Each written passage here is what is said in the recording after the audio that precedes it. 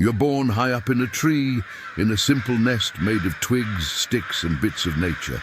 It's not much, but it serves its purpose. Mum and Dad are always nearby, chirping proudly, like they've just built the most luxurious nest on the block.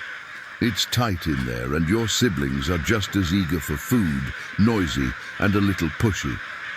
There's no waiting your turn. If you want something to eat, you have to be louder than the rest. Mum keeps close to keep you warm while Dad works tirelessly, flying in with food. He brings whatever he can find, worms, bugs, and sometimes things that don't exactly belong in a bird's diet. But hey, it's food. Occasionally, other crows come by to help, acting like the unpaid interns of the bird world, helping out when there's more mouths to feed than usual. At first, the food is soft and mushy, not the most appetizing, but you're not in a position to complain. After a few weeks, your menu expands to things with more texture, worms, beetles, and all sorts of other little creatures.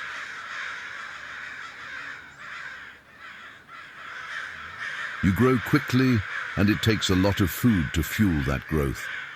Beyond your nest, there's an entire world, but you don't care much about that yet. Your main focus is staying put and making sure you don't fall.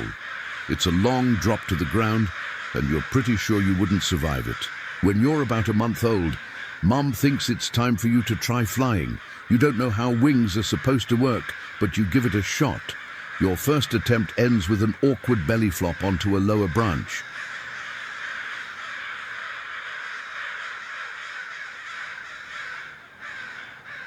The second try isn't much better. You miss the branch and end up in a pile of leaves on the ground. If anyone asks, you pretend it was part of the plan. After a few more tries, you finally manage to stay airborne. Flying feels incredible, until you realize you don't know how to land.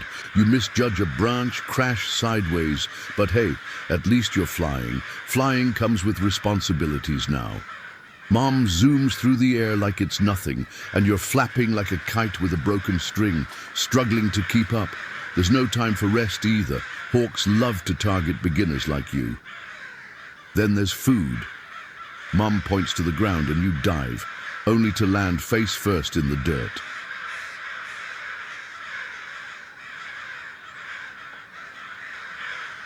She just stares at you, probably questioning how you even came to be. But you're a crow, and crows are clever. You watch the older birds, how they dig for bugs, flip leaves, and pull food from tricky places.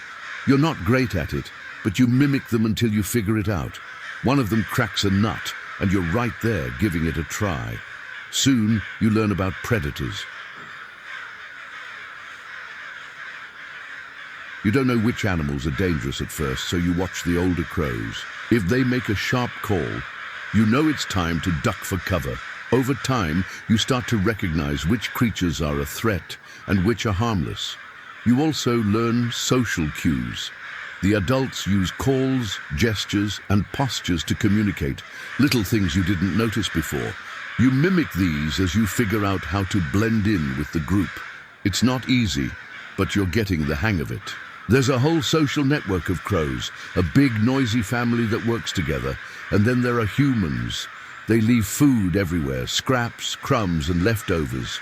You figure out where they drop things and how to grab them without being noticed. Some humans even offer food, while others shoot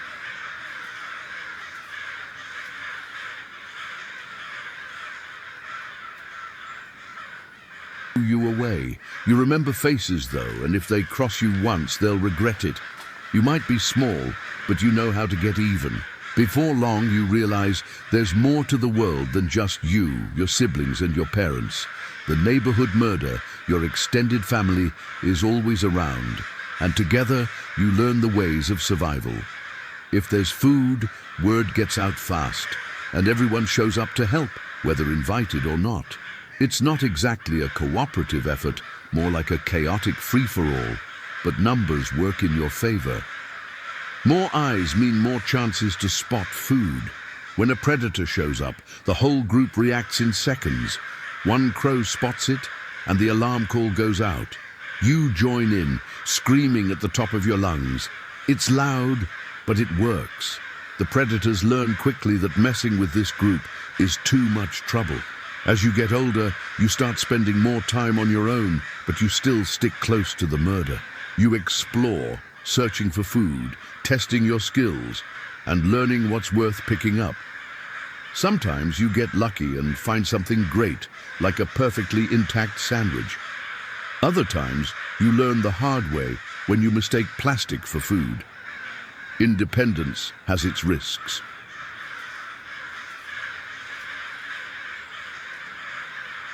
Without a watchful crow nearby, you have to rely on your instincts. You learn to recognize the signs of danger, rustling in the bushes, a shadow passing overhead, and act fast. Most of the time, you're quick enough to avoid trouble, but there are close calls, like when you almost became a hawk's dinner. Even though you're becoming independent, the murder is always there when you need them. When predators get too bold or food gets scarce, you rejoin the group. It's safer together, and mobbing predators works better with backup. One afternoon while foraging, a fox comes charging at you out of nowhere. You barely manage to fly to a branch, but it follows you, snapping at your tail. Just when you think it's got you, you call for help. Within seconds, the murder arrives, dive-bombing the fox from every direction. You join in, and the fox, realizing it's outnumbered, retreats. Crisis averted. As spring rolls in, you start looking for a mate. You don't rush it, but when the time comes, you put on a show. A little aerial acrobatics here, a call there, and soon enough you find a partner. You work together to build a nest, gathering twigs and moss, and making sure it's sturdy enough to hold the eggs your mate lays. The eggs hatch, and the real work begins. The chicks are loud, hungry, and dependent. You and your mate take turns hunting for food, while others in the murder pitch in, though sometimes their help is more enthusiastic than effective.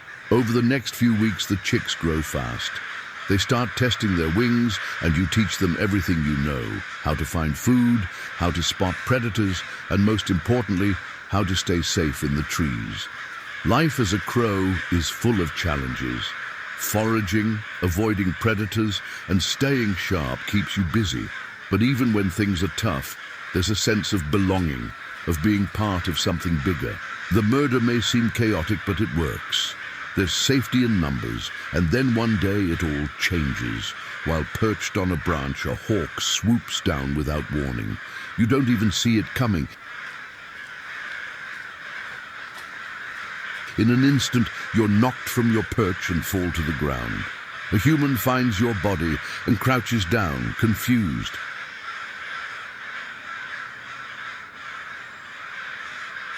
Your murder watches from the trees, and to them, it's clear who's responsible.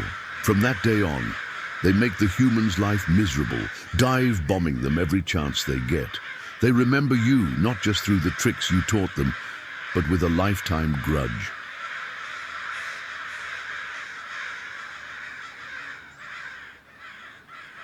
Life as a crow may be tough, but in the end, there's always something to learn, something to survive, and a world to explore.